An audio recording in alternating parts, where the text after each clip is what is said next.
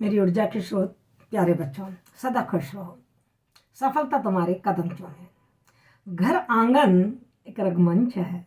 घर आंगन रंगमंच है और हर एक सांस कठपुतली। प्यार ही वह डोर है जिस पर नाचे बादल और बिजली। इतनी सी बात यदि हम सब लोगों को समझ में आ जाए ना, तो तौलिए जैसे एकांकी लिखने की आवश्यकता ना पड़े हमारे लेखक उपेंद्र नाथ अश्क को। जी हाँ, आज हम एकांकी पढ़ने जा रहे हैं। उपेंद्र नाथ मतलब प्रसिद्ध एकांकीकार और नाटककार हैं उपेंद्र नाथ अश्क, हमारे भारत के। उनका एकांकी है तौलिया, बड़ा प्रसिद्ध एकांकी, और मैं कहूँगी हम सबको पढ़ना चाहिए। विशेषकर शादी से पहले एक बार जरूर हर युवा नवयुवक को ये एकांकी पढ़ लेना चाहिए, जिससे उसके दाम्पत्य जीवन में जो खुशियाँ आनी चाहिए वो उसके जीवन में आ जाए, और जो वो गलतियाँ करता है उन गलतियों से वो बच सके, चाहे वो युवक हो चाहे वो युवती हो। फिलहाल हम इस एकांकी को शुरू करते हैं। इस एकांकी में मैं सबसे पहले आपको तौलिया एकांकी का सामान्य परिचय दूंगी, उसके बाद उपेंद्र नाथ अश्क का थोड़ा साहित्यिक परिचय आपके सामने रखूंगी। तौलिया एकांकी का उद्देश्य, संदेश और मूल प्रतिपाद्य बताऊंगी, जो आपके एग्जामिनेशन की दृष्टि से भी बहुत इंपॉर्टेंट है। और ये जब सारी चीजें आपको तब समझ में आएंगी जब आप तौलिया एकांकी का जो सारांश है, जो कथानक है, उसको आप बहुत ढंग से समझ सकें। और यहाँ पर मैं आपको एक बात जरूर बताऊंगी, और उसमें प्रश्न भी बन सकता है, वो ये कि तौलिया एकांकी का हमारे दाम्पत्य जीवन में क्या प्रासंगिकता है, क्या हम इससे प्रेरणा और संदेश ले सकते हैं। फिर तौलिया एकांकी का एकांकी के तत्वों के आधार पर हम समीक्षा देखेंगे, तात्विक समीक्षा, जो हमारे एग्जामिनेशन की दृष्टि से मैंने आपको बताया बहुत ही इंपॉर्टेंट है। और चूंकि एकांकी है तो इसका एक तत्व और होता है रंगमंचन और अभिनेता। मैं इस पर भी अलग से आपको थोड़ी विषय वस्तु दूंगी, क्योंकि प्रश्न इंडिपेंडेंट इस पर भी आता है। तौलिया एकांकी के जो पात्र हैं उन पात्रों के चरित्र चित्रण पर भी हम बात करेंगे। दो ही पात्र प्रमुख हैं, एक मधु है जो नायिका है और एक वसंत है जो नायक है। इसमें भी मधु का जो पात्र है वो भी बहुत ज्यादा इंपॉर्टेंट है, उस पर हम बात करेंगे। और फिर एकांकी की शीर्षक की सार्थकता और उपयुक्तता पर हम बात करेंगे। और उसके बाद आपका प्रश्न आता है, एक व्याख्या से संबंधित प्रश्न आता है। तो मैं इस एकांकी के कुछ चुने हुए जो वाक्य हैं, जो अंश हैं, उन अंशों की स्पष्टीकरण और व्याख्या करूंगी। व्याख्या का पूरा तरीका कैसे व्याख्या करते हैं वो मैं आपको व्याख्या वाली वीडियो में अच्छी तरीके से समझा चुकी हूं, और उसका लिंक है वो मैं डिस्क्रिप्शन में डाल दूंगी। मैं यहाँ केवल उन पंक्तियों का स्पष्टीकरण करूंगी, केवल उन पंक्तियों को आपको समझाऊंगी। व्याख्या का तरीका आप उस व्याख्या वाली वीडियो में देखें अच्छी तरीके से। तो आइए चलते हैं आगे और देखते हैं कि तौलिया एकांकी में आखिर क्या बता रखा है। बेटा, जो तौलिया एकांकी है अश्क द्वारा लिखा हुआ, ये एक सामाजिक और पारिवारिक एकांकी है। आजकल के बदलते हुए सामाजिक मूल्यों के युग में घरेलू जीवन की छोटी छोटी बहुत सी महत्वपूर्ण बातें होती हैं। मध्यम वर्ग के परिवार में उच्च वर्ग के प्रभाव के कारण, मतलब यदि या तो लड़का उच्च वर्ग से आ जाए या लड़की विशेषकर उच्च वर्ग से आ जाए, तो अनेक समस्याएं हमारे पारिवारिक जीवन में उत्पन्न हो जाती हैं, जिससे हमारे परिवार का सुख और जो शांति होती है वो पूरी तरीके से नष्ट हो जाती है। और कभी कभी तो ये जो संस्कार है, क्योंकि परिवार से अलग संस्कार है, अलग व्यक्तित्व उसका, वो मन में इतने गहरे बैठ जाते हैं, बचपन के जो संस्कार हैं, कि चाहकर भी मनुष्य उनको सुधार नहीं पाता है। इस एकांकी में ऐसी एक साधारण सी समस्या को लेकर पारिवारिक कलह की झांकी प्रस्तुत की गई है। बिल्कुल छोटी सी, मतलब शीर्षक ही क्या है, तौलिया। तौलिया मतलब जैसे हाथ पहुंचा और डाल दिया, यानी कि कितनी मामूली सी बात है, और उस मामूली बात पर परिवारों में लड़ाई हो जाती है। और हकीकत भी यही है कि जब पति पत्नी में या परिवार में किसी बात पे कलह या लड़ाई होती है तो बात बहुत बहस के कारण बहुत लंबी खिंच जाती है, और ऐसा लगता है कि ना जाने अब हम साथ ही नहीं रह पाएंगे। लेकिन जब हम ठंडे दिमाग से सोचते हैं तो हम देखते हैं बात शुरू कहाँ से हुई थी, बहुत मामूली से, बहुत छोटी सी बात, और इस बात को इतना ज्यादा तूल दे दिया गया, ये बात इतनी ज्यादा तूल पकड़ गई कि परिवार बिखर जाए। तो बहुत छोटी छोटी बातें होती हैं, यदि हम उन चीजों का ध्यान रखें तो हमारा जो पारिवारिक जीवन है वो बहुत ही सुखी और मतलब शांति से गुजर सकता है। आइए सबसे पहले हम देख लेते हैं उपेंद्र नाथ अश्क का थोड़ा सा साहित्यिक परिचय देख लेते हैं।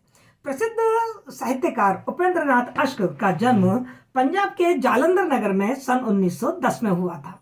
इन्होंने सर्वप्रथम उर्दू में लिखना प्रारंभ किया, और उस समय ज्यादातर जो लेखक थे वो उर्दू में लिखा करते थे। राष्ट्रीय स्वतंत्रता आंदोलन के दौरान मुंशी प्रेमचंद, जिन्हें उपन्यास सम्राट कहा जाता है और जो हमारे हिंदी गद्य के एक मूलभूत आधार स्तंभ है, उनकी प्रेरणा से इन्होंने हिंदी में लिखना आरंभ कर दिया। क्योंकि पहले प्रेमचंद भी आपको मालूम हो तो उर्दू में लिखा करते थे नवाब राय के नाम से।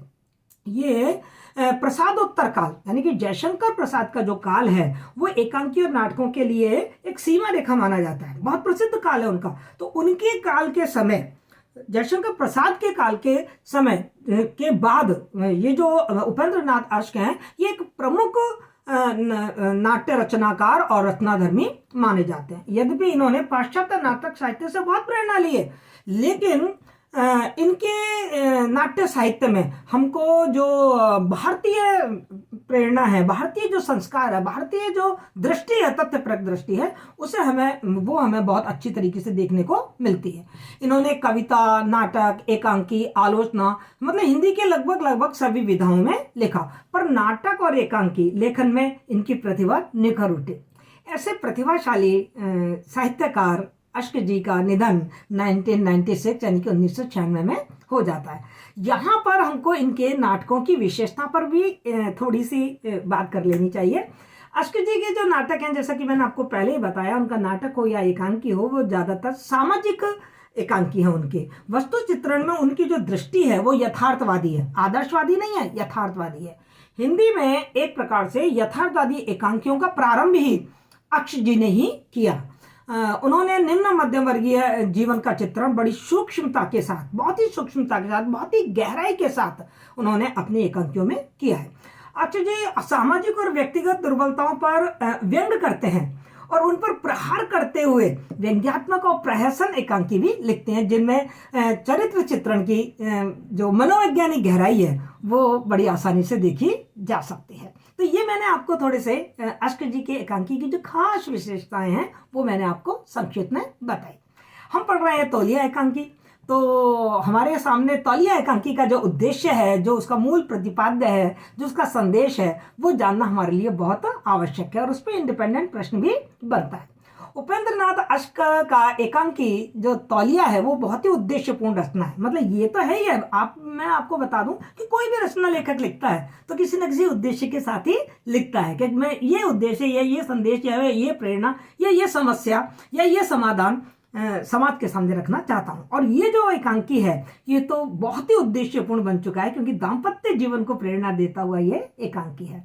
इस एकांकी में लेखक ने ये बताने की कोशिश की है कि जीवन में स्वाभाविक आचरण होना चाहिए, दिखावटी या बनावटीपन नहीं होना चाहिए, चेहरे पे चेहरे नहीं होने चाहिए। जितना सहज और सरल और स्वाभाविक आपका आचरण होगा, जैसे आप हैं वैसे ही दिखते रहिए, तो आपका जीवन बहुत ही आनंददायक हो जाएगा। और यदि आपने दिखावटीपन या नकाब पहने या चेहरों पर चेहरे लगाए तो बेटा कभी ना कभी वो चेहरे उतर कर आ ही जाते हैं। कब तक आप दिखावटीपन कर सकते हो, कब तक आप नाटक कर सकते हो? 2 दिन, 4 दिन, 2 महीने, 4 महीने, साल भर, इससे ज्यादा आप नाटक नहीं कर सकते और अपनी मूल प्रवृत्ति पे आ जाते हो और समस्याएं पैदा हो जाती हैं।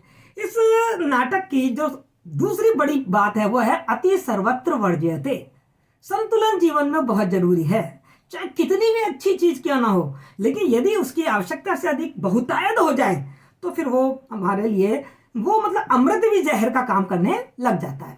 शिष्टाचार और स्वच्छता की सनक रखने वाले व्यक्ति जिंदगी भर पूरी तरह जी ही नहीं पाते, ये इस एकांकी का कथ्य है।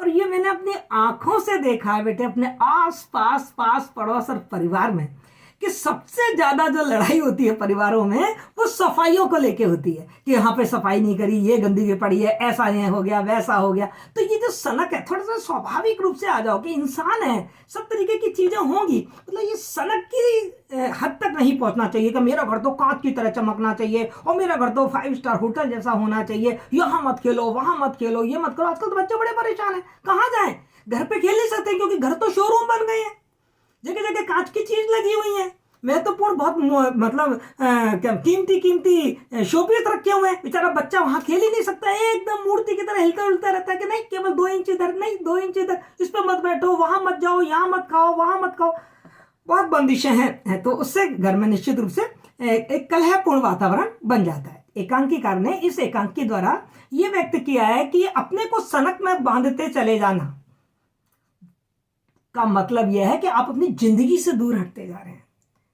आप अपनी जिंदगी में सीधी सादी खुशियां जो आ सकती हैं ना, अपनी मासूमियत खोते जा रहे हैं। उस आनंद को खोते जा रहे हैं, क्योंकि औपचारिकताओं में आप जीवन जी रहे हो, और औपचारिकता में जीवन आप जी रहे हो तो आप खुलकर जीना ही नहीं चाह रहे, जी नहीं पा रहे, चाह कर भी नहीं जी पा रहे, और आपका जीवन घुटा घुटा क्यों? आज के जीवन में, वर्तमान जीवन में हम देख रहे हैं बच्चों, मतलब बच्चे हों, बड़े हों, युवा हों, मन में कुंठाएं पनप गई हैं, वह डिप्रेशन में जी रहे हैं। क्यों जी रहे हैं वो डिप्रेशन में? क्योंकि वो स्वाभाविक जीवन ही नहीं जी रहे, देख देख कर, लोगों की नकल कर करके ऐसे जीवन जी रहे हैं। अरे वाह, वेस्ट यूरोप में तो ऐसा होता है, अमेरिका में तो ऐसा होता है, उसके घर में तो ऐसा होता है, वो फलाने के घर में तो ये होता है। बस इसी में ही हमारी जिंदगी उलझ कर रह जाती है। तो इसी के वास्तविक स्वरूप को तौलिया एकांकी में हमारे सामने रखा गया है। बाह्य और शारीरिक सफाई के साथ साथ इस एकांकी में ये बताया कि हाँ, बहुत जरूरी है शरीर की सफाई, बाह्य अपने घर बार की सफाई बहुत जरूरी है, लेकिन उससे ज्यादा जरूरी है आपकी मानसिक सफाई। कर का मन का डार देर, मन का फेर,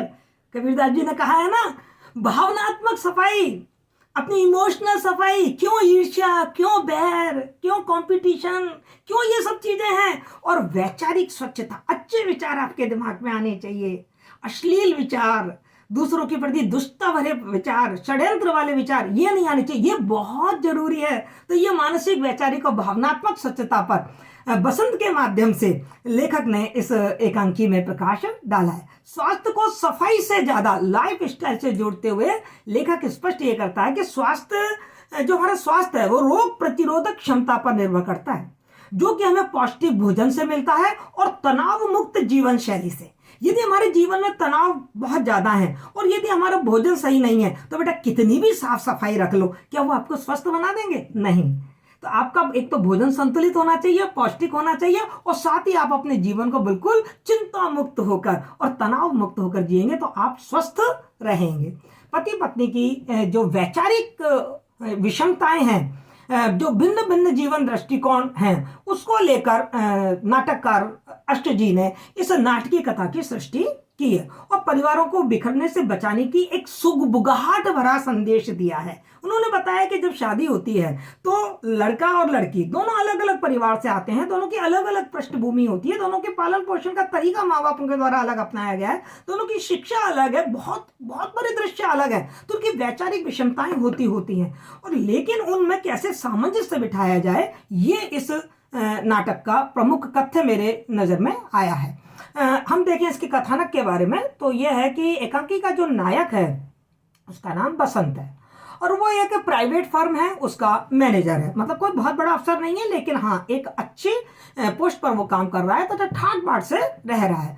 बचपन में वो बहुत ही गरीबी से पला है, उसके मतलब एक ही कमरे में उसका पूरा परिवार रहता था और बड़ी गंदी और कच्ची बस्ती में वो रहा करते थे। खाने पीने का भी बहुत अच्छा सा इंतजाम नहीं था, कोई अच्छे कपड़े नहीं थे, रोज नहा तक नहीं पाते थे, घर में केवल एक ही तौलिया होता था और सारे के सारे भाई उसी तौलिया से शरीर पोंछ लिया करते थे। लेकिन एकांकी की जो नायिका है, बसंत की पत्नी जिसका नाम मधु है, वो एक संपन्न वातावरण में और एक एरिस्टोक्रेट वर्ग में पली हुई स्त्री है। उसकी सफाई की जो भावना है वो स्वर्ग की सीमा तक पहुंच गई है। उसने अपने और अपने पुत्र और अपने पति के लिए तौलिए भी अलग अलग रखे हुए हैं, और ना केवल तौलिए अलग रखे हुए हैं, हर काम के लिए अलग अलग तौलिए रखे गए हैं। मतलब उसकी सफाई के प्रति जो विचार हैं वो इतने अतिरंजित हैं कि वो चाहती है कि परिवार में कोई भी व्यक्ति किसी दूसरे का तौलिया प्रयोग ही ना करे, और अपना भी तौलिया जिस काम के लिए रखा गया है उसी काम के लिए प्रयोग करे। जैसे हजामत का तौलिया अलग है, हाथ पहुंचने का तौलिया अलग है, शरीर बदन पहुंचने का तौलिया अलग है। तो जो ये इस तरीके की जो सनक है ना, बसंत को उससे बहुत चिढ़ाती है। वह मानता है कि एक तौलिए का प्रयोग कई व्यक्ति कर सकते हैं। बसंत का कहना है कि ऐसे शिष्टाचार से जीवन का सुख और पारस्परिक जो प्रेम है ना वो कम हो जाता है। वह शिष्टाचार एक मात्र ढोंग और दिखावा बनकर ही रह जाता है। बीमारियों से सुरक्षा केवल सफाई से नहीं होती है, बल्कि मन की भीतरी शक्तियों से होती है, ये बसंत का कहना है। बचपन में वो बता रहे अपने बचपन की बात, जैसे मैंने आपको अभी बताया कि वो सब बहन भाई केवल एक ही तौलिया को यूज करते थे। और बसंत को जो ये जो मधु के मायके की जो एरिस्टोक्रेट संस्कृति है उससे उसकी वो बहुत मजाक उड़ाता है, उससे बहुत चिढ़ता है। वो उनके मामा और मौसा की खूब मजाक उड़ाता है, क्योंकि वो विलायत रहकर आए हैं। और विलायत रहकर आई, देखो ये एक बात और बता दूं, ये जबरदस्ती की एक है ना सुपरलेटिव कॉम्प्लेक्स है कि हम विदेश जाकर आ गए, मतलब हम बहुत बड़े इंसान हो गए। ये बात आज की नहीं है, आज तो हर तीसरा आदमी विदेश जाकर आता है। ये मतलब एकांकी बहुत पहले लिखा गया, उस समय कोई विदेश जाकर आता था तो उस व्यक्ति को बहुत पढ़ा लिखा, शिक्षित, उच्च वर्ग का पूंजीपति माना जाता था। तो ये उसी वर्ग की और उसी समय की बात है। तो जो बसंत है वो उनके मामा और मौसा की सफाई की मजाक उड़ाता है, क्योंकि वो बहुत ज्यादा चोचलेबाजी दिखाते हैं। मैं इसको चोचलेबाजी कहूंगी कि चोचलेबाजी दिखाते हैं। और वो उसको प्रमाणित करने के लिए चूदन जो चूहा सैदन शाह है उनका किस्सा भी सुनाता है और बताता है कि तुम्हारे आने से पहले किस तरीके में बड़ा स्वस्थ था। तुम्हारे आने से पहले हम सब जो मित्र थे वो सब एक ही कुर्सी पे बैठा करते थे, एक ही रजाई में बैठते थे, लेकिन अब देखो हम सब अलग अलग कुर्सियों में बैठ जाते हैं। हमारी आत्मीयता ही खत्म हो गई। हमारे में जो अपनापन होना चाहिए वो धीरे धीरे अपनापन खत्म होता जा रहा है। लेकिन एक मधु है जो मधु इस आदत को बहुत गंदा मानती है और वो दूसरे के तौलिए को प्रयोग को ये मानती है कि आप ये तो आपके स्वास्थ्य के लिए बहुत ही हानिकारक है। इवन देन वो तो ऐसे व्यक्ति को मनुष्य ही मानने के लिए तैयार नहीं है, उसको वो पशुवत मानती है। और इस बात से बसंत को बहुत ज्यादा चिढ़ हो जाती है। यदि हम इसकी घटनाओं की बात करें तो हम क्या देखते हैं कि तौलिया जो एकांकी है उस कथा का विस्तार एक छोटी सी बात को लेके हुआ है कि बसंत क्या कर रहा है, हजामत बनाकर मदन के तौलिए से अपना मुंह पोंछने लग जाता है और मधु उसे दूसरे तौलिए के प्रयोग करने से रोकती है। दोनों में इसी बात पर भयंकर विवाद छिड़ जाता है और ये विवाद इतना बढ़ता है कि पति पत्नी में कटुता उत्पन्न हो जाती है। मधु अपने पिता के घर जाने के लिए तैयार हो जाती है, अपना जैसा कि महिलाएं ज्यादातर करती हैं कि मतलब अपने मायके जा रही हूँ। और उसी और अपनी जो नौकरानी होती है उसकी, मधु की नौकरानी जिसका नाम मंगला है, उससे कहती है कि तुम मेरा जो सामान है वो सब सही करो। उससे अपना बॉक्स मंगवाती है और बिस्तर बिस्तर सही करने के लिए कहती है और कहती है कि मेरा बॉक्स तैयार करो।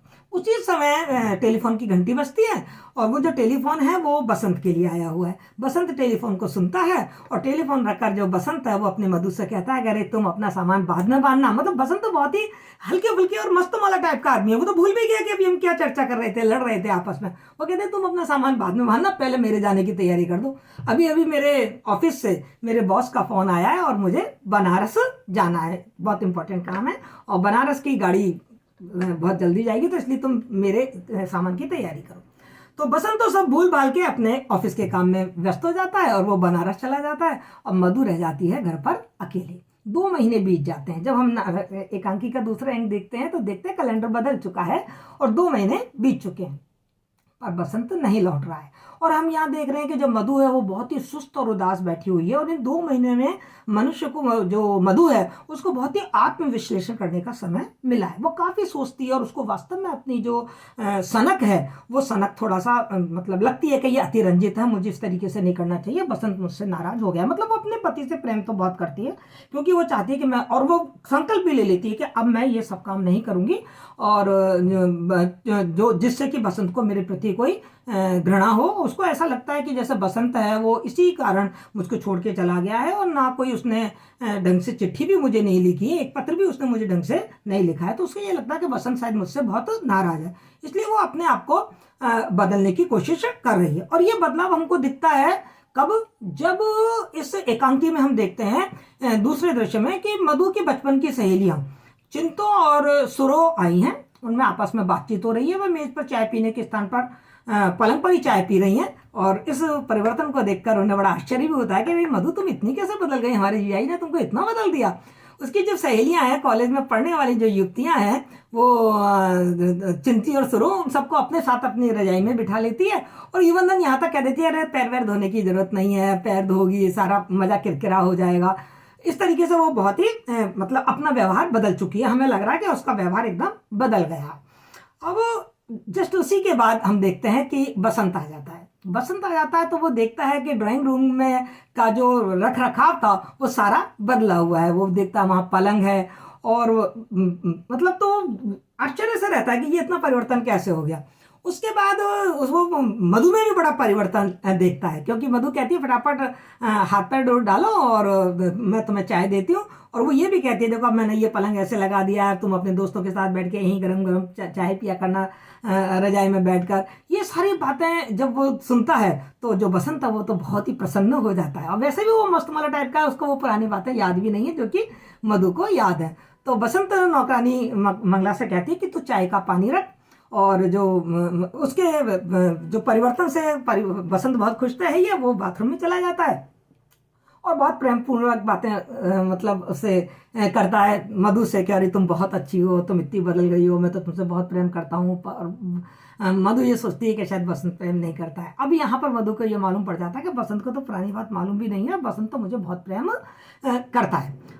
उसी समय जब मंगला जब चाय का पानी रखने जाती है तो मधु भी किचन में जाती है और वो उसकी पुरानी चर्चा शुरू हो जाती है कि यहाँ पानी गिरा दिया, केटली इतनी गंदी है, कप इतने गंदे हैं। इस तरीके से वो दोबारा से कहने लग मतलब वही सनक उसके अंदर दोबारा से दिखाई देने लगती है, क्योंकि उसको लगता है कि उसका पति तो बिल्कुल भी नाराज नहीं है। और जैसे ही वो मतलब ड्राइंग रूम में आती है और देखती है कि बसंत के हाथ में कोई दूसरा तौलिया है, और जो बात है वो बिल्कुल जहां से एकांकी शुरू हुआ है बात वहीं पर आ जाती है कि तुमने दूसरों का तौलिया अपने हाथ में क्यों ले लिया। और उसी तरीके से जो मधु की जो सनक है वो फिर उस पर सवार हो जाती है और यहीं एकांकी समाप्त हो जाता है। इस तरीके से ये मैंने आपको तौलिया एकांकी का कथानक और सारांश बताया।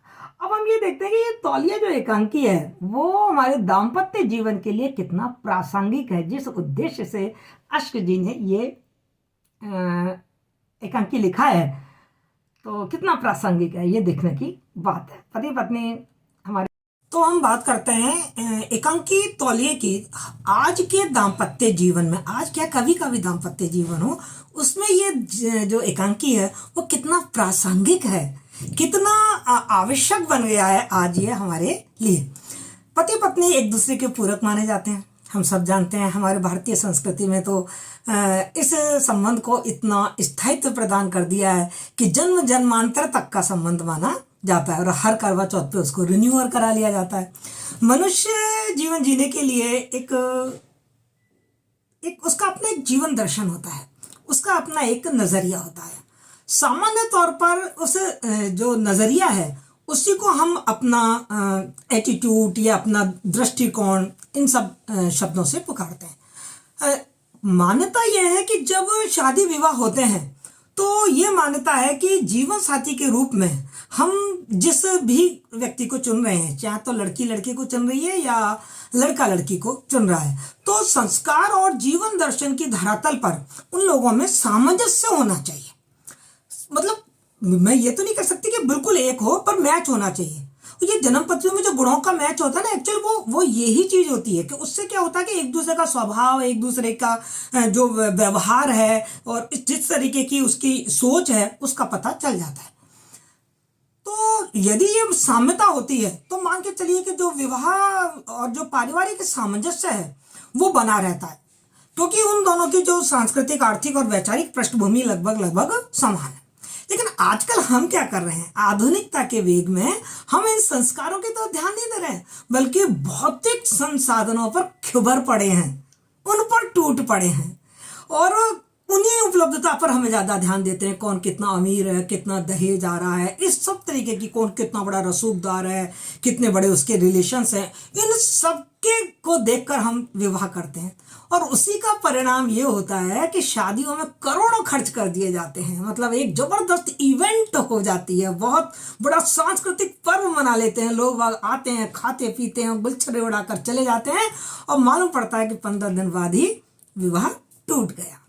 संस्कारों का अंतर, तथाकथित अभिमान, अहम, उनके मध्य जो टकराव है, उनसे इन्हीं सब टकरावों के कारण उनके जीवन की जो रसमयता होती है, जो जीवन का आनंद होता है, वो पूरी तरीके से विषाक्त हो जाता है और परिवार टूट जाते हैं, विवाह बिखर जाता है। पति पत्नी के रूप में सकुशल जीवन निर्वाह हेतु किसी युगल के लिए ये बहुत आवश्यक है कि उनके जीवन दर्शन में समरूपता हो, अथवा समरूपता ना भी हो तो उन लोगों में एक इच्छा शक्ति हो, एक भावना हो एक दूसरे के प्रति सामंजस्य करने की।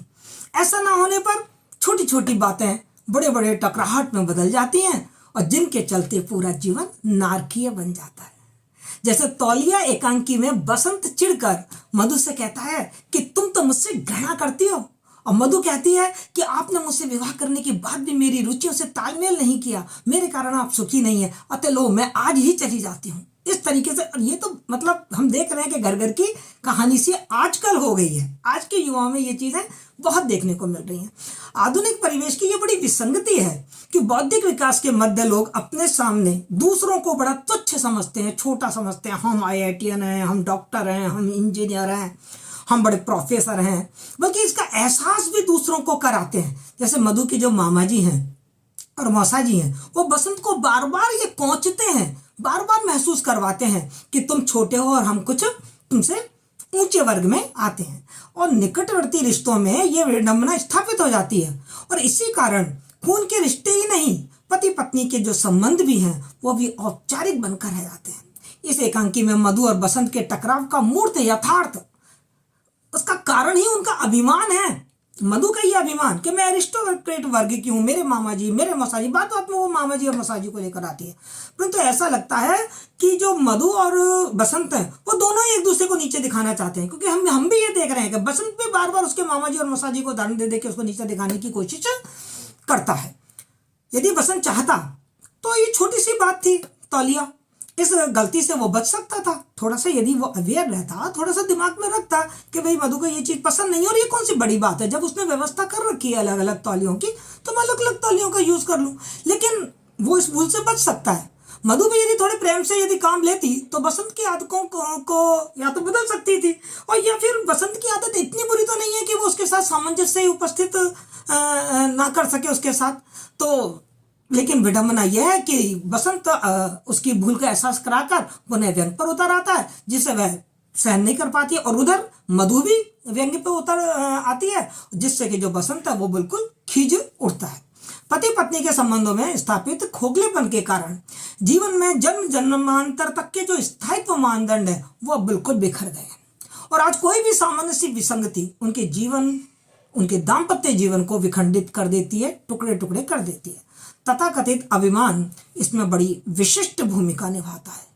औचित्य से ज्यादा जोर देने से अपनी अभिरुचियों पर, अपनी हॉबीज पर पारिवारिक वातावरण बहुत तनावपूर्ण हो जाता है। आजकल तो हम यही देख रहे हैं कि जब बच्चों की शादी होती है तो उनकी अपनी हॉबीज, हमें घूमने जाना है, हमें ये पसंद है, हमें ऐसे कपड़े पहनने, हमें ऐसा खाना खाना है, और इन छोटी छोटी बातों पे उनमें मेरे ये दोस्त हैं, तुम्हारे ये दोस्त हैं, इन सब बातों को लेकर बड़ी तनावपूर्ण स्थिति बन जाती है, तनावपूर्ण वातावरण बन जाता है, और आपसी संबंधों में मिठास और घनिष्ठता के बजाय बहुत ही औपचारिकता आ जाती है।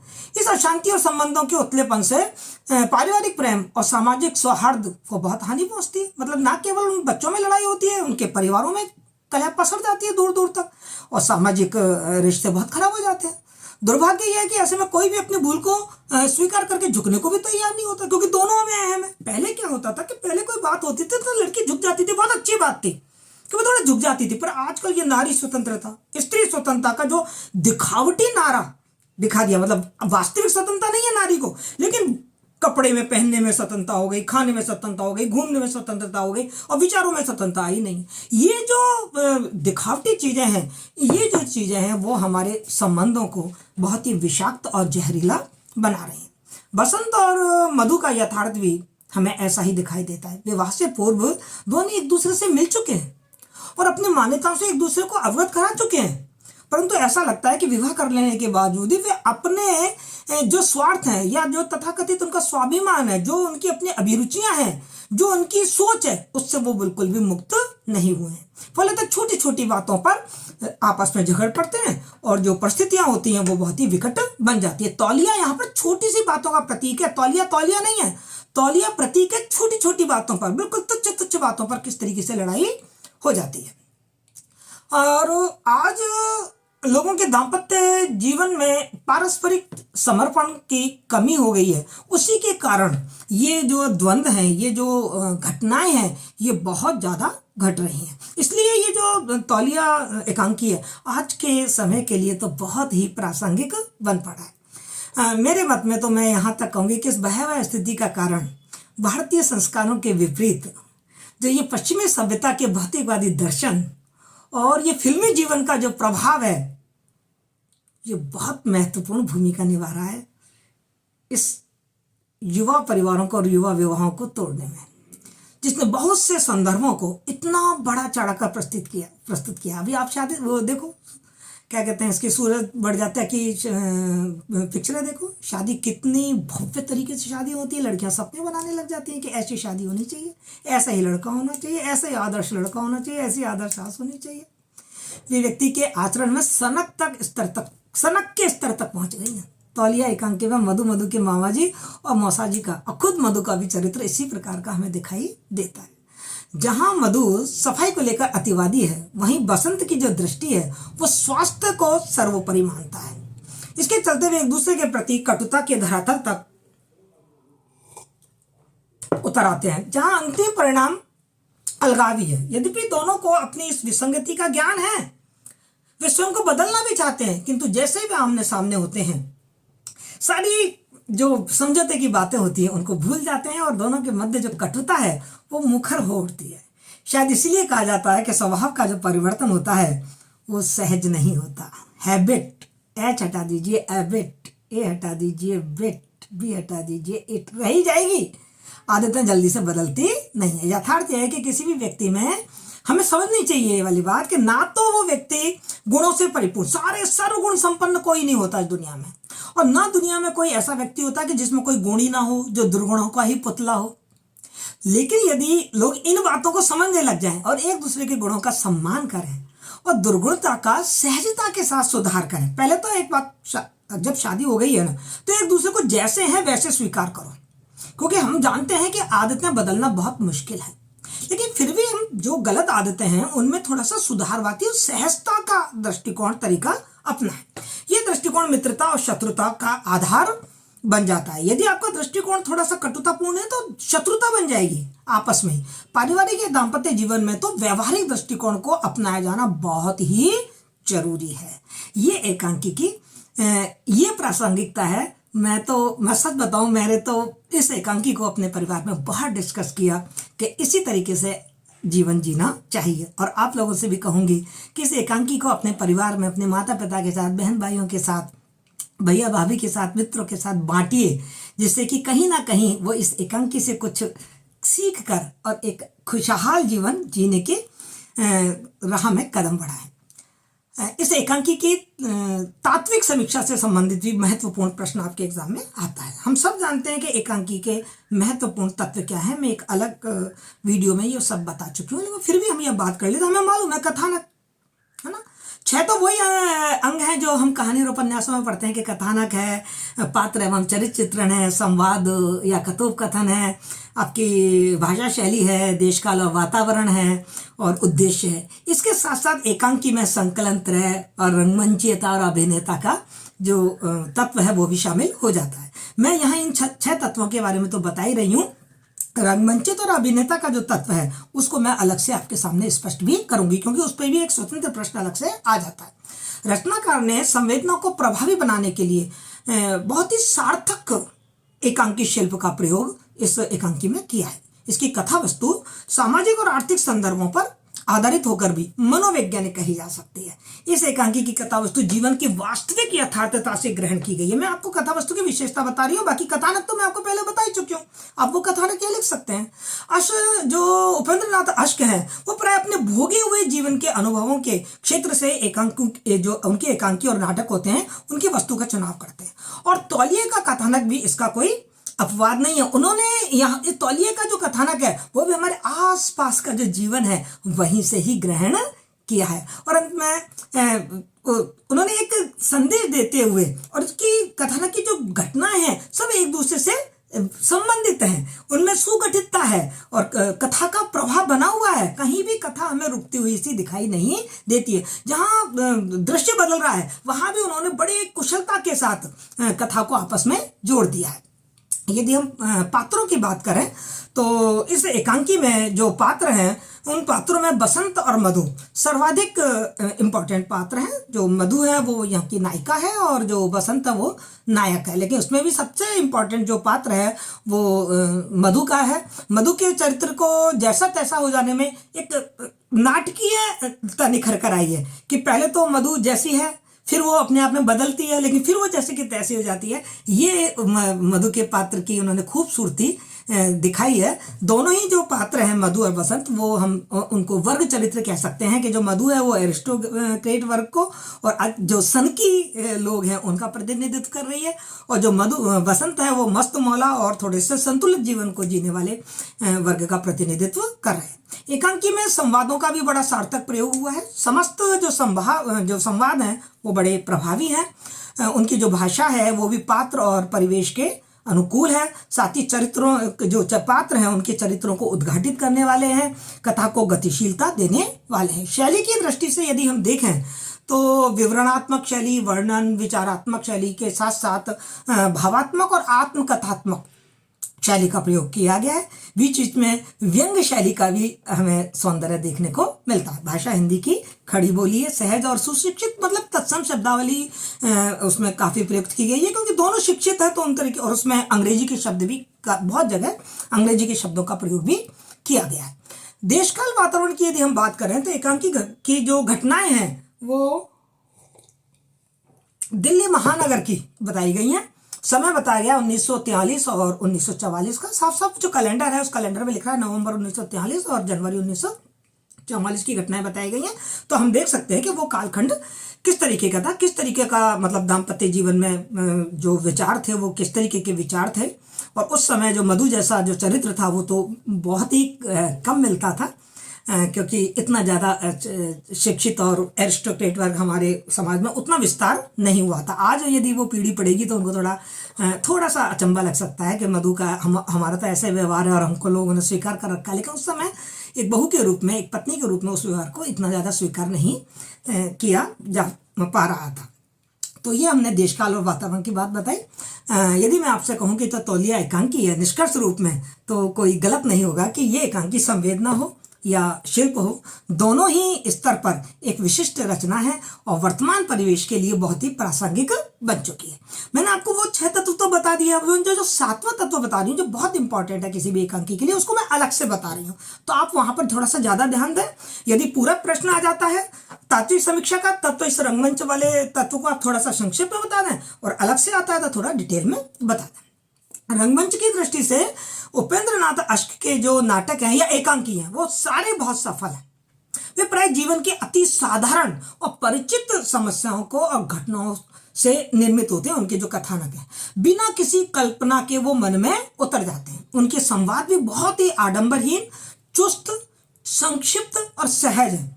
जो आसानी से जो बोलचाल की भाषा है वो सहजता, वो प्रवाह, वो आंचलिकता, वो पात्र के बिल्कुल अनुकूल है, भाव और पात्र के अनुकूल है। तो इसलिए जो ये एकांकी है वो बहुत ही आसानी के साथ मंच पर अभिनीत किया जा सकता है। साथ ही हम देखें तो इसकी जो दृश्यबंध है वो योजना भी बहुत ही सरल और सहज है। इसलिए हम कह सकते हैं कि अभिनेता की दृष्टि से उनकी ये जो तौलिया एकांकी है ये एक बहुत ही सफल एकांकी है। इसमें संकलन तरह का भी सार्थक निर्वाह हमें देखने को मिलता है। कथानक एक ही ड्राइंग रूम में घटित होता है, इसके अलावा कहीं गए नहीं है, बसंत का ही ड्राइंग रूम है और कहीं का कोई दृश्य बताया ही नहीं है। एकांकी में केवल 2 दृश्य हैं, उनमें 2 महीने का अंतराल है, लेकिन कथा का संगठन इतने कौशल के साथ किया गया है कि ये अंतराल खटकता ही नहीं है। लगता ही नहीं है कि 2 महीने बाद की बात देख रहे हैं। बहुत ही अच्छी तरीके से एक दृश्य को दूसरे दृश्य से लेखक ने जोड़ दिया है। तो अभिनेता की और रंगमंच की दृष्टि से भी ये एकांकी बहुत ही सफल है और बहुत ही सार्थक है। हम पात्रों के चरित्र चित्रण की बात करें तो मैं आपको जब तात्विक समीक्षा बताई थी तो मैं बता चुकी हूँ कि 2 पात्र हैं, मधु और बसंत, लेकिन इन पर इंडिपेंडेंट प्रश्न भी आ सकता है। तो हमको मधु और बसंत की चारित्रिक विशेषताएं भी मालूम होनी चाहिए। ये विशेषताएं आप वहाँ तात्विक समीक्षा की जगह भी के समय भी विस्तार देने के लिए काम में ले सकते हैं। हम देख रहे हैं कि मधु और बसंत दोनों ही बड़े जीवंत पात्र हैं।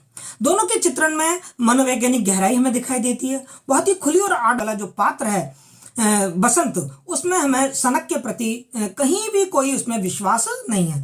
यदि हम उसके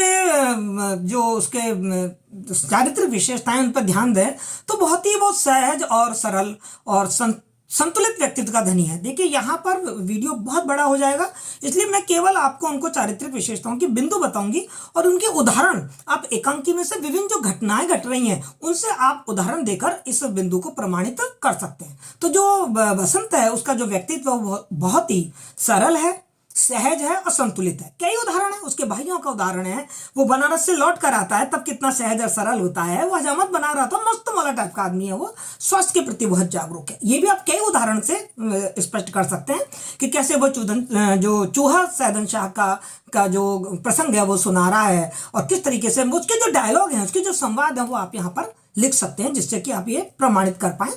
उसमें मानवीयता है, वो कहता है कि हाँ मुझे है ना गंदगी पसंद है, क्योंकि जो पिछड़े लोग हैं वो कितने गरीब हैं, उनके पास कितनी मजबूरी है, क्यों वो बनियान नहीं बदल सकते, क्यों वो कपड़े नहीं बदल सकते। तो इस तरीके से जो पिछड़े लोग हैं, गरीब लोग हैं, उनके प्रति उसके मन में बहुत मानवीयता का जो भाव है, वो यथार्थवादी दृष्टिकोण में विश्वास करता है, आदर्शवादी नहीं। उसको मालूम है जिंदगी कितनी कठिन है और इस जिंदगी में ये चोचलेबाजी और आडंबर चलने वाले नहीं है। हकीकत यह है कि हमारे भारत में समाज में अभी बहुत गरीबी है, बहुत अभाव में हम जी रहे हैं। वहाँ पर रोटी के लिए ही मशक्कत करता करता इंसान की पूरी जिंदगी निकल जाती है, तो वहाँ ये चोचले वगैरह काम नहीं आते हैं। आत्मीय और स्नेह स्वभाव का है बसंत, हम देख रहे हैं उसे अपने परिवार के जो उसके भतीजे भतीजी हैं उनसे बड़ा प्रेम है, उसको अपने भाइयों से बड़ा प्रेम है। इवन देन वो मधु से भी बहुत प्यार और आत्मीयता का व्यवहार रखता है। बहुत ही मस्त मौला है, गाना गाता रहता है और अपने हजामत कर रहा है, आया है तब भी वो बड़ा मैं कैसे हिंडोला झूलूं मेरा मनवा डोले, ऐसा करके बहुत ही मस्त मौला और हंसमुख स्वभाव का व्यक्ति है। हमेशा हंसता रहता है और उसको भी कहता रहता है मधु को भी तुम हंसा करो, हंसोगी तो ही तुम्हारी रोग प्रतिरोधक क्षमता है वो बढ़ेगी और तनाव मुक्त जीवन जियो, उसी में ही मजे हैं। वो कहता है स्वाभिमानी व्यक्ति है बसंत बहुत ज़्यादा। ये वाली घटना आपको उसके मामा और मौसा वाली बात से लग जाती है कि वो उनकी चमचागिरी नहीं करता, उनके आगे पीछे नहीं घूमता, कहीं पैसे वाले हैं इतने ऊंचे हैं तो मैं इनके आगे पीछे पूंछ हिलाता हुआ डोलू ना, और साफ मना कर देता है। जब हजामत के लिए वो गंदा सा रिजल्ट देते हैं तो वो मना कर देता है कि नहीं नहीं मुझे कोई हजामत नहीं करनी है। उसमें बौद्धिकता है, हर चीज को वो तर्क पे तौलता है।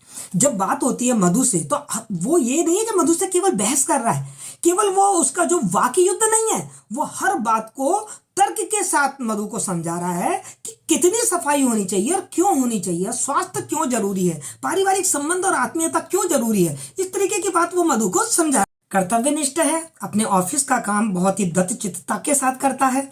यहाँ भी एक सफल मैनेजर है और जैसे ही कॉल आता है तो बिना कोई हिल हवाले किए तुरंत वो बनारस के लिए निकल पड़ता है। और बनारस में चूंकि काम ज़्यादा है तो देखो वो काम में इतना ज़्यादा व्यस्त है कि घर पर चिट्ठियाँ भी नहीं लिख पाता है। तो उससे लगता है कि वो बहुत ही कर्तव्यनिष्ठ व्यक्ति है और प्रेमी हृदय है उसके पास, वो मधु से बहुत प्यार करता है। हाँ लेकिन अंधभक्ति नहीं है कि जो भी वो कहे कि रात को दिन कहे तो दिन कह दूं और दिन को रात कहे तो रात कह दूं, वो चीज़ नहीं है, क्योंकि उसमें बौद्धिकता है, तर्क सामर्थ्य है। लेकिन हाँ उसके पास एक प्रेमी हृदय है, वो मधु को बहुत प्यार करता है। इधर यदि हम देखें मधु की चारित्रिक विशेषताओं को देखें तो उसमें हमें काफ़ी कमियां दिखाई देती हैं। वो बहुत ही गुस्सैल स्वभाव की है, छोटी छोटी बातों पे तुनक जाती है। तुनक मिजाज मतलब गुस्सैल स्वभाव भी क्या मैं कहूँगी, तुनक मिजाज की आदत है, बहुत जल्दी रूठ जाती है वो। और स्वच्छता, अति स्वच्छता प्रिय है, मतलब स्वच्छता की तो सनक है जैसे। और उसमें एरिस्टोक्रेट वर्ग के जो संस्कार हैं, मतलब अपने आप को और लोगों से थोड़ा सा ऊंचा मानती है कि हम कुछ अलग हैं, ज़्यादा शिक्षित हैं, ज़्यादा पढ़े लिखे हैं, ज़्यादा पैसे वाले और अमीर हैं, हम ज़्यादा समझदार लोग हैं। कुछ इस तरीके का उसका जो संस्कार है वो है। वो आडंबर प्रिय है, उसको दिखावे में बहुत ज़्यादा विश्वास है, कैसे हंसना चाहिए, मतलब इस एटिकेट्स के नाम पर, इन एटिकेट्स के नाम पर उसके अंदर उसके जीवन में आडंबर ही भरे पड़े हैं। ना तो वो खुल के हंस सकती है, ना खुल के बात कर सकती है, ना ये कि कहीं भी बैठ गए कहीं भी उठ गए, मतलब जीवन जीने का आनंद ही जैसे वो अपने जीवन में नहीं उतार रही है। भाग्य को भी बार बार दोष देती रहती है कि मेरे भाग्य में ये लिखा हुआ है इसलिए मेरे साथ ऐसा कुछ हो रहा। बहुत ही शंकालु प्रवृत्ति की वो है, महिला है, जो अपने ससुराल की जो लड़कियां हैं, बच्चे हैं, उनके साथ उसका व्यवहार बहुत अच्छा नहीं है, मतलब थोड़ा सी उन पे हमेशा शंका सी करती रहती है, उनके प्रति आत्मीयता का उसमें अभाव है। हाँ शिष्टाचार और सुरुचि प्रियता है। उसके कमरे की जो उसने सजावट कर रखी है उससे लग रहा है कि कम पैसे में भी उसने किस तरीके से अपने जो रूम है, अपना जो घर है, उसको उसने सजा रखा है। और वो कहती भी है कि देखिए जरूरी थोड़ी है कि हम बहुत पैसे हों तो अलग अलग तरीके के तौलिए खरीदें, ये तो आज हम इस लायक हैं, यदि हम इस लायक नहीं होते तो मैं तुमको ये भी बता देती कि किस तरीके से पुराने कपड़े या सस्ते तौलियों से भी सफाई रखी जा सकती है। लेकिन जो मधु है उसका उसका जो स्वभाव है वो हम देख रहे हैं कि काफ़ी अस्थिर स्वभाव है। वो अपने ऊपर आत्मनियंत्रण रख पाती है। उसने बड़ा डिसीजन ले रखा है कि अब मैं बसंत से नहीं लड़ूंगी, अपनी आदतों को बदल दूंगी। अब बसंत की जो आदतें हैं उसके हिसाब से चलेंगे, चाय यहाँ बैठ के पियेंगे, इस तरीके से काम करेंगे, मतलब ये सब उसके मन में विचार आते हैं। लेकिन जैसे ही बसंत वहां से लौटता है वो सब कुछ भूल जाती है, और सब कुछ भूल जाने के बाद पुनः वो वही राग अलापने लग जाती है जो राग उसने पहले देखा था। तो उसको अपने ऊपर नियंत्रण नहीं है, मतलब अपनी आदतों से, जिससे अपन कहते हैं ना, मजबूर है, बहुत ही अहंकारी है, बहुत घमंड है उसको अपने वर्ग पर, अपने मामा जी पे, मौसा जी पे, कि वो विदेशों से आए हुए हैं, हमारे यहाँ तो ऐसा होता था, हमारे यहाँ तो वैसा होता था। बहुत अहंकारी और अभिमानी है। साथ ही तर्कहीनता है, मतलब वो तर्क कर रही है ना, तो एक तो चूंकि बसंत के तर्क तो बड़े मजबूत हैं, तो उनका जवाब वो दे नहीं पा रही, तो वो बार बार या तो भाग्य को कोसती है और या फिर अपनी परिस्थितियों को कोसने लग जाती है। सही तर्क वो नहीं दे पाती, क्योंकि वो सही बात पर है ही नहीं। उसका जो चरित्र है वो बहुत ही अस्थिर है। लेकिन हाँ, एक अच्छी बात है कि वो अपने पति से प्रेम करती है। जब बसंत बनारस चला जाता है तो वो उसकी बहुत याद सताती है, और अपने आप को तैयार कर लेती है कि अब मैं बिल्कुल बसंत के हिसाब से ही चलूंगी, बस आ जाए। उसे बड़ा पश्चाताप होता है कि बसंत मुझसे नाराज होकर चला गया। तो ये हमने उनकी पात्रों की चारित्रिक विशेषताएं देखी, मैंने पॉइंट्स बता दिए हैं। इनकी डिटेल आप बहुत आराम से अपने एकांकी का, जहां मैंने सारांश बताया है, कथानक बताया है, और आप जब एकांकी को पढ़ेंगे तो विभिन्न घटनाओं के माध्यम से आप इन जो बिंदु हैं इनको स्पष्ट कर दें। बहुत इंपॉर्टेंट प्रश्न बनता है एक शीर्षक की सार्थकता पर। इस एकांकी की शीर्षक की सार्थकता पर चर्चा करें। देखो, मैंने बार बार, एक बार नहीं, कई जगह इस तरीके के वीडियो बनाए हैं जहां मैंने शीर्षक की सार्थकता की बात आपको बताई है, और मैंने बताया कि किसी भी रचना का जो शीर्षक है उसके मापदंड क्या होने चाहिए। ऐसे वीडियो का मैं डिस्क्रिप्शन डाल दूंगी, आप वहां देखिए कि शीर्षक किस आधार पर लेखक बनाता है। यदि इंडिपेंडेंट प्रश्न आ जाता है तो ये इस प्रश्न का विस्तार आपको करना है। तो आपको पहले बताना है कि किन शीर्षक क्या होता है, शीर्षक की क्या विशेषताएं होनी चाहिए, और एक रचनाकार अपने शीर्षक को जब निर्धारित करता है तो उसके क्या आधार होते हैं। इन सब पर मैंने वीडियो बनाई है, वो वीडियो को डिस्क्रिप्शन में लिंक में डाल दूंगी, वहां देख सकते हैं। यहां मुख्य रूप से ये देखेंगे कि जो शीर्षक है वो संक्षिप्त होना चाहिए, तो संक्षिप्त है। मूल भावना से समन्वित होना चाहिए, तो मूल भावना से समन्वित है। ये जो शीर्षक है, मतलब प्रस्तुत एकांकी का जो कथानक है वो प्रारंभ और अंत दोनों में ही तौलिए की चर्चा है।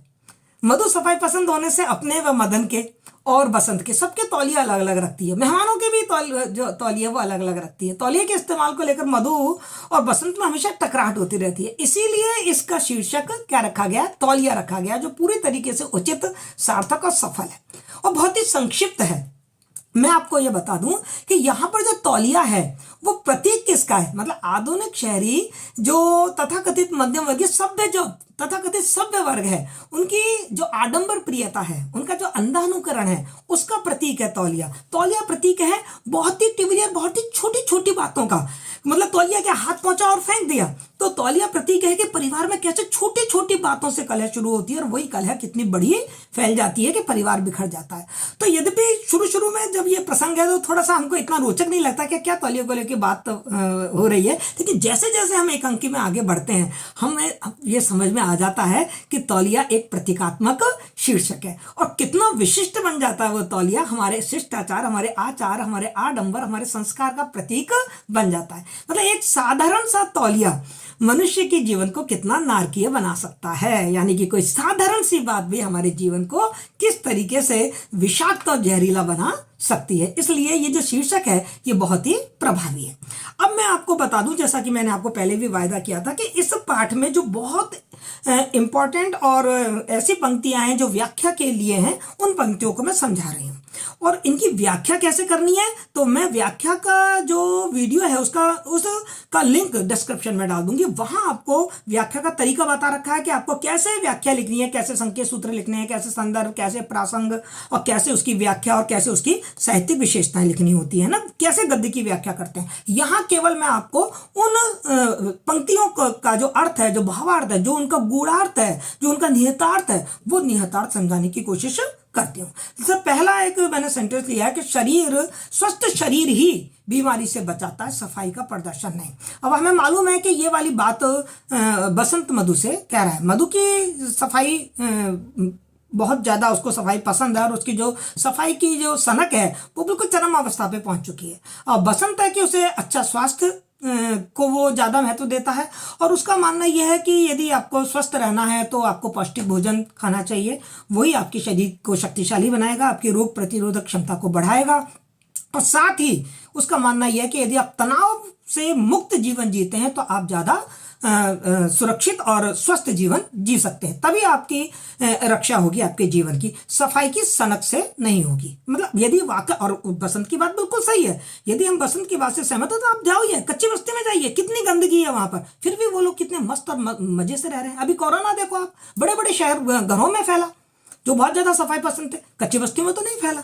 तो वो ये कह रहे हैं कि रोग प्रतिरोधक क्षमता मजबूत होनी चाहिए। अब हमने क्या देखा, कोरोना उनमें क्यों नहीं फैला कच्ची बस्तियों में, क्योंकि उनकी जो रोग प्रतिरोधक क्षमता थी वो जबरदस्त थी। इसी तरीके का उदाहरण बसंत दे रहा है चूहा साधन शाह का। वो कहता है कि वहां ने डॉक्टरों ने जब देखा कि ये लोग जोहड़ का पानी पीते हैं जो कि इतना गंदा है लेकिन फिर भी ये इतने स्वस्थ है, तब उनको मालूम पड़ा कि ये लोग तो अपने खाने में दही, लस्सी, छाछ का बहुत प्रयोग करते हैं और ये जो दही और मट्ठा उनका जो पीने की जो आदत है उनकी, वो उनको जो रोग प्रतिरोधक क्षमता उनकी मजबूत बनाता है और इसीलिए उनमें बीमारियों से लड़ने की जो हिम्मत है, जो क्षमता है, वो बहुत बहुत ज़्यादा जरूरी है। तो बसंत का कहना यह है कि यदि आपको बीमारियों से लड़ना है और बीमारियों से सुरक्षित रहना है तो ये आपके ये ना दिखावटीपन, आडंबर, ये नहीं आपको स्वस्थ बनाएंगे। बनावटीपन से आपको थोड़ा दूर रहना पड़ेगा और अपने शरीर की रोग प्रतिरोधक क्षमता को मजबूत बनाना पड़ेगा। और ये बिल्कुल सही कह रहा है। यदि हम तनाव मुक्त जीवन जीते हैं, रहीमदास जी ने कहा है ना कि जो चिता होती है वो तो मरे हुए आदमी को जलाती है लेकिन चिंता जीते जी आदमी को जला देती है। और आज जितनी भी हमारी जो लाइफ स्टाइल की बीमारी है, चाहे वो ब्लड प्रेशर ले लो, थायराइड ले लो, डायबिटीज ले लो, ये सारी, हार्ट अटैक ले लो, ये सारी बीमारियां किससे हैं? टेंशन से। डॉक्टर के पास जाओ, डॉक्टर तुरंत कहता है टेंशन मत करो। टेंशन से मुक्त रहोगे तो आप स्वस्थ रहोगे और नहीं तो आप जवानी में ही बुढ़ा जाओगे। तो शरीर को यदि बचाना है बीमारी से तो सफाई का प्रदर्शन करके, आडंबर करके नहीं, बल्कि अपनी रोग प्रतिरोधक क्षमता को मजबूत करके बचाया जा सकता है। दूसरी ये जो पंक्ति में ले रही हूं वह है, सहजता एवं सरलता से जीवन जीने में जो खुशी मिलती है वह बाह्य तड़क भड़क में नहीं बल्कि अंतर की दृढ़ता में है। ये पंक्ति भी बसंत कह रहा है, मधु से कह रहा है। वो कह रहा है यदि जीवन को जितनी सरलता से, जितनी आसानी से, बेटा जीवन तो वैसे बहुत कठिन है, यदि हम उसका आडंबर और बनावटीपन दिखा देंगे तो इतने पेच आ जाएंगे ना जीवन में कि जीवन को हम जी नहीं पाएंगे। ये दिखावा हम कब तक करते रहेंगे? देखा ना अपने तड़प भड़क वाले जीवन, क्या गाड़ियों में चल रहे हैं और शानदार खर्चे कर रहे हैं और बड़े बड़े बंगले हैं, लेकिन ना तो बच्चे सुसंस्कारित हैं, बच्चे माता पिता को छोड़कर जा चुके हैं, पति पत्नी दोनों अलग रह रहे हैं। ये कोई जीवन है? बाहर से तो बड़ा तड़क भड़क, बड़ा अच्छा, बड़ा सुकुमार जीवन दिखता है, उनको लगता है कि इनसे ज्यादा सुखी कोई है ही नहीं। तो जीवन की जो जीने की जो असलियत है, जो सफलता है, वो उसकी जो आंतरिक दृढ़ता है ना, उसमें ही है।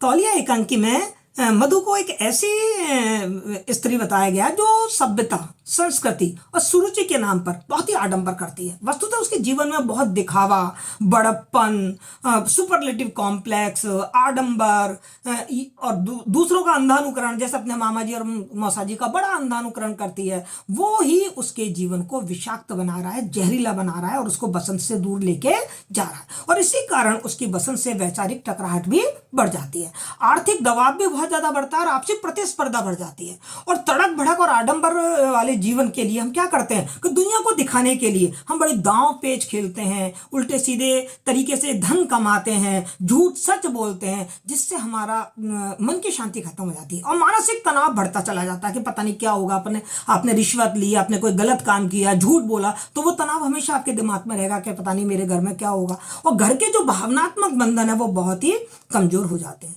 मधु इसी कारण तनाव से हमेशा ग्रस्त रहती है और बाहरी तड़क भड़क से उसका हृदय बहुत ही कमजोर, अशांत, क्योंकि उसको हमेशा ये चिंता है कि लोग क्या कहेंगे, मैं ऐसा रखूं, मैं वैसा रखूं, इसी में वो लगी रहती है। अपने मन को, अपनी आत्मा को या अपने अध्यात्म को, है ना, अपने जो वैचारिक और भावनात्मक दृष्टि से अपने आप को सुदृढ़ नहीं बना रही है। इसलिए ये जो कथन है वो बिल्कुल सही है कि हमारा जीवन यदि खुशहाल बनेगा तो हमारे जीवन में जितनी सरलता होगी, जितनी सहजता होगी, जितना बनावट से हम दूर होंगे, आडंबर से हम दूर होंगे, स्वाभाविकता होगी, उतना ही हमारा जीवन अच्छा होगा और हमें मानसिक शांति मिलेगी।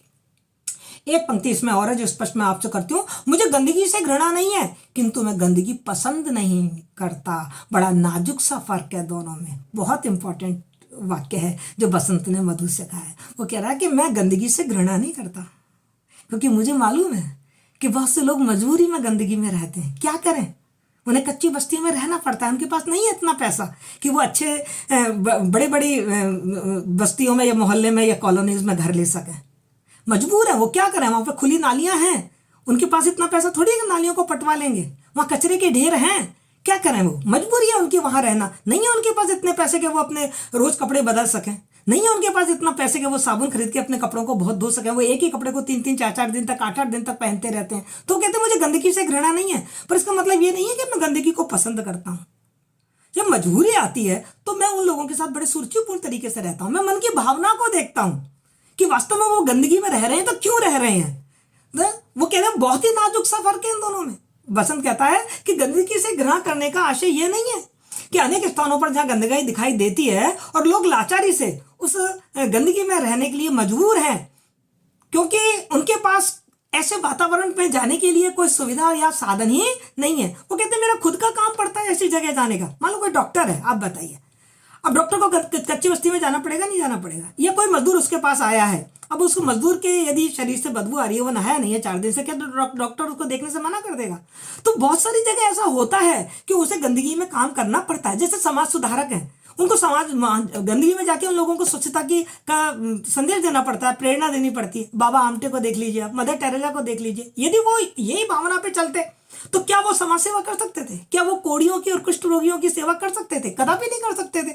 तो वही बात वो कह रहा है कि जैसे मदर टेरेसा जैसे लोग समाज सेवा करते हैं गंदगी वाले जगह में जाके, ऐसे मुझे गंदगी से घृणा नहीं है, पर मैं गंदगी पसंद नहीं करता। मैं ये नहीं चाहता कि जानबूझकर गंदगी करूं या जानबूझकर मैं गंदा रहना चाहूं, लेकिन कभी मजबूरी में यदि ऐसी बात होती है तो मैं उन लोगों से नफरत नहीं कर सकता क्योंकि मैं जानता हूं कि उनका बस ही नहीं है। इसलिए गंदगी से घृणा करने से काम नहीं चलता, परंतु इसका यह मतलब नहीं है कि हम गंदगी करें। वो इस बात को समझाता है मधु को कि मैं खुद साफ सुथरा रहना चाहता हूं, पर तुम जो ये गंदगी की बात को लेके और इससे जो नफरत करती हो, ये गलत चीज है। तुम्हें समाज की जो यथार्थवादी स्थिति है इसको भी समझना चाहिए। एक वाक्य और है जो व्याख्या की दृष्टि से बहुत इंपॉर्टेंट है, वो है जीवन को शिष्टाचार की बेड़ियों से जकड़ दिया जाए, यह करो वह ना करो, कहीं अंत भी है? हकीकत है, यदि आप इस चक्कर में पड़ जाओगे तो वह हमेशा टोका टाकी चलती रहेगी। और परिवारों में कलह का सबसे बड़ा कारण है टोका टाकी है। आपको लगता है हर कुछ आपके हिसाब से होना चाहिए, भैया सब कुछ आपके हिसाब से नहीं होता। आपकी ये सांसें चल रही है ना, ये भी आपके हिसाब से नहीं चलती। दुनिया में जो कुछ हो रहा है वो सब आपके हिसाब से नहीं चलता। तो इसलिए हमें दूसरों के हिसाबों की भी, दूसरों के तरीकों की भी, दूसरे के भावों की भी इज्जत करना आना चाहिए। शिष्टाचार के नाम पर हम बहुत ज़्यादा शिष्ट हैं, इस आचार पर हमें कोई बंधन नहीं करनी चाहिए। जैसा आजकल मैं आपको बताऊं, और कुछ हो ना हो पर बच्चों का जीवन बड़ा दूभर हो गया है। यहाँ मत खेलो, वहाँ मत खेलो, ये मत बैठो, नंगे पैर मत चलो, ये मत पहनो, ये मत खाओ। कहाँ करें बेचारे बच्चे? घर पर मकान शोरूम बने हुए हैं, खेल नहीं पाते। बाहर गली में जाके खेले तो लोगों के घरों के कांच के दरवाजे और खिड़कियां हैं वो टूट जाएंगे। कहाँ करें? गार्डन वगैरह सरकार ने नहीं छोड़े, बेचारे बच्चे कहाँ जाएं? शिष्टाचार के नाम पर उन बच्चों पर बहुत सारे बंधन बांध दिए जिससे बच्चे चिड़चिड़े हो गए। आजकल माता पिता ये शिकायत करते हैं कि बच्चा चिड़चिड़ा हो गया। बच्चा क्यों चिड़चिड़ा हो गया? क्योंकि उसको मतलब निर्द्वंद भाव से खेलने और खाने का भाव ही नहीं दिखाई देता। हर जगह बंधन, और कोई भी बंधनों में रहना नहीं चाहता। तो तौलिया एकांकी में बसंत का ये जो कथन है ना, ये बिल्कुल उचित है कि जीवन कोरा शिष्टाचार से नहीं चलता, उसमें थोड़ी वास्तविकता, मतलब धरती पर आकर, धरातल पर आकर भी हमें सोचना जरूरी है। क्योंकि हम सब जानते हैं अति सर्वत्र वर्ज्यते। शिष्टाचार से कितनी भी अच्छी चीज है, लेकिन इसका दिखावा करना, आप शिष्ट बनो ना, कौन मना कर रहा है, पर दिखा क्यों रहे हो? और आप शिष्ट बनो ना, आप दूसरों से ये आशा क्यों करते हो कि आप भी ऐसा करो, आप भी ऐसा करो? आप नहीं, ये औपचारिकताओं से दूर होना चाहिए। ये करो, ये ना करो, ये जो चीज होती है ना, इससे क्या होता है पता है? सामने वालों के मन में भी जिद आ जाती है कि लो अब तो मैं ऐसा ही करूंगा। और आप देख लेना अपने परिवारों में, चाहे बच्चे हो, चाहे पति हो, चाहे पत्नी हो, जब ज्यादा टोका टाकी होती है तो उसके मन में क्या कहता है? रोक लो, रोक सकते हो तो अब मैं तो ऐसा ही करूंगा। तो इस तरीके से घर में जो तनाव है वो तनाव और भी अधिक बढ़ जाता है। बट उनको लगता है जैसा हमारी आजादी तो बिल्कुल छीन ली गई है, हमें तो बंधनों में जो कर दिया गया है। और उन लोगों को लगता है कि ये तो आपके चोचले हैं जो आपके दिखावा कर रहे हो, हम तो इस बात को नहीं मानेंगे। तो वो कहते हैं कि ये जो नकारात्मक जीवन शैली है ये इंसान को बिल्कुल भी सुख नहीं देती। इस प्रकार के शिष्टाचारों का कोई अंत नहीं है, मानते जाओ आप, शिष्टाचारों का कोई अंत थोड़ी है, एक के बाद दूसरा दूसरा। अब ये यहाँ मत सो, यहाँ मत खाओ, यहाँ मत पियो, यहाँ मत बैठो, ऐसे मत हंसो, ऐसे मत बोलो, कोई अंत ही नहीं है। और जीवन में नकारात्मक दृष्टिकोण पनपता रहेगा और आप नेगेटिव बन जाओगे, और नेगेटिव बन जाओगे तो फिर आपका जीवन विषाक्त हो जाएगा, जहरीला बन जाएगा। और देखते हैं कुछ ऐसी पंक्तियां, मानव की आधारभूत भावनाओं पर नित्य नए चढ़ती जा रही परतों का नाम ही तो संस्कृति है। ये मधु का वाक्य है, और कितना सोचा समझा शब्द इसने कही है ये वाली बात। यहां इसकी बौद्धिकता, उसका समझदारीपन, उसकी जो शिक्षा है वो प्रकट हो रही है। सोसाइटी के एक वर्ग के लिए दूसरा वर्ग असभ्य और असंस्कृत रहेगा, फिर कहां तक आदमी सभ्यता संस्कृति के पीछे भागे। जब मधु के विचार में परिवर्तन आ जाता है, जब बसंत बनारस चला जाता है और वो अपना आत्मविश्लेषण करती है, तब उसमें ये परिवर्तन आता है। और जब उसकी सहेलियां आती हैं और सहेलियां जब उसको ये याद दिलाती हैं कि संस्कार, क्योंकि मधु बदल चुकी है, वो रजाई में बैठ के चाय पी रही है, बिना हाथ धोए बिना पैर धोए वो रजाई में घुस रही है। तो तब उसकी जो सहेलियां हैं जब वो उसको याद दिलाती हैं संस्कृति की, तो फिर वो ये संस्कृति की परिभाषा देती है, और बहुत शानदार परिभाषा दी है। तो ये एकांकी में मधु के माध्यम से लेखक ने संस्कृति की परिभाषा देकर अभिजात वर्ग द्वारा स्वयं को उत्कृष्ट मानने का जो स्वभाव है, उस स्वभाव को हमारे सामने व्यंग्यात्मक रूप से प्रकट किया है। वह कहती है कि समय की परिवर्तनशीलता के साथ आदमी की आवश्यकताएं एवं उनकी प्रवृत्तियों में परिवर्तन होता रहता है, और इस प्रक्रिया में पुराने के ऊपर जो नया है वो आता ही रहता है। इस तरह नित्य नए जो नई नई परंपराएं बनती चली जाती हैं, पुरानी परंपराओं पे जो नई परंपराओं के पर्दे जो पड़ते चलते जाते हैं, उन्हीं को ही संस्कृति कहा जाता है। बहुत सीधी सी बात है। पहले संस्कृति किसे कहते थे? औरतों ने घूंघट मार रखा है ना, छोटेपन में शादी कर दी, मुंह मत खोलो, कुछ भी कहें। लेकिन अब ये वाली चीज क्या कहेंगे आप? अब आप इसको गंवारपन कहने लग जाते हैं, कहने लग जाते हैं। तो संस्कृति बदलती रहती, कभी पर्दा प्रथा थी, कभी बाल विवाह थी, लेकिन अब ये चीजें खत्म होती ही जा रही हैं। तो अब मानव समाज में प्रत्येक व्यक्ति एवं हर एक वर्ग की अभिरुचि और आवश्यकता और परिस्थितियां एक से नहीं होती। तो कोई एक ही समाज में एक चीज बड़ी अच्छी मानी जाती है और वही चीज दूसरे समाज में शायद बुरी दृष्टि से देखी जाती है। तो हर व्यक्ति की जो संस्कार होते हैं, जो परंपराएं होती हैं, वो उनकी वातावरण, उनकी परिस्थितियों के हिसाब से ही बनती हैं। तो क्या करते हैं कि जो एक वर्ग है वो दूसरे वर्ग को क्या कहने लग जाता है? ये तो असभ्य है। अब एक बात बताओ, जैसे मतलब कच्ची बस्ती में एक ही कमरा है उनके पास, अब एक ही कमरा है तो बोलते एक ही कमरे में सब जने रहेंगे, वहीं पढ़ेंगे, वहीं खाएंगे, वहीं सोएंगे। अब जो जिनके पास अलग अलग कमरे हैं, सोने का कमरा अलग है, पढ़ने का कमरा अलग है, वो क्या कहेंगे? क्या संस्कार है इनके? ये तो बड़े असभ्य है, यहीं खा लेते हैं, यहीं पूजा कर लेते हैं, यहीं पढ़ लेते हैं। तो क्या करें, उनकी मजबूरी है। तो उन वर्गों के लिए वो वर्ग तो अशिष्ट हो गए ना, असभ्य हो गए। तो इस तरीके से जो मधु है उसने संस्कृति की बहुत अच्छी सी परिभाषा हमारे सामने दी है, और उसका कहना है कि इसलिए व्यक्ति कब तक संस्कृति के पीछे भागे। सभ्यता और संस्कृति के अनुसार आचरण करना और सदैव उसी का पालन करना बहुत कठिन है, क्योंकि समय के हिसाब से ये चीजें बदलती जाती हैं और हमको समय के साथ में ढल जाना चाहिए, बदलना चाहिए। मानव की एक कमजोरी यह भी है कि वह स्वयं अपने आप को तो श्रेष्ठ मानता है, जो मैं कर रहा हूं वो श्रेष्ठ है, और जो दूसरा कर रहा है वो हेय है, वो घृणा करने योग्य है। यदि और इसी आचरण को हम संस्कृति कहने लग जाते हैं। लेकिन नहीं, हमको इस संस्कृति को समझना चाहिए। जैसा आदिवासियों की संस्कृति अलग है, हमारी संस्कृति अलग है, तो उनकी संस्कृति को हम पिछड़ा हुआ थोड़ी मानेंगे। उनकी जो वातावरण है, उनका जो उनका इतिहास रहा है, उस हिसाब से उनकी संस्कृति है। और हमारा जो इतिहास रहा है, हमारे जो वातावरण रहे हैं, हमारी जो सामाजिक परिस्थितियां नहीं है, हमारी संस्कृति उस हिसाब से हो गई है। तो संस्कृतियां अलग अलग हो सकती हैं, पर हमको किसी दूसरी संस्कृति को ये नहीं समझना है। जैसे आप देखो, हमारे समाज में बड़ी चर्चा भारतीय संस्कृति और पाश्चात्य सभ्यता संस्कृति को लेकर बड़ी खाई है। भारतीय लोग पाश्चात्य सभ्यता संस्कृति को हर बात के लिए उनको दोषी ठहरा देते हैं, और पाश्चात्य सभ्यता संस्कृति वाले भारतीय संस्कृति को बड़ी हेय दृष्टि से देखते हैं। बहुत गलत बात है, बहुत ही गलत बात है, क्योंकि दोनों के परिदृश्य अलग हैं। उन परिदृश्यों को हमें समझना चाहिए और गहराई से जाके देखना चाहिए कि जो भी नियम कानून उस समाज के हैं वो क्यों बने हैं, किन परिस्थितियों के लिए बने हैं, क्यों जरूरी है। उनका खाना पीना ऐसा है तो क्यों है, उनका पहनना ओढ़ना ऐसा है तो क्यों है।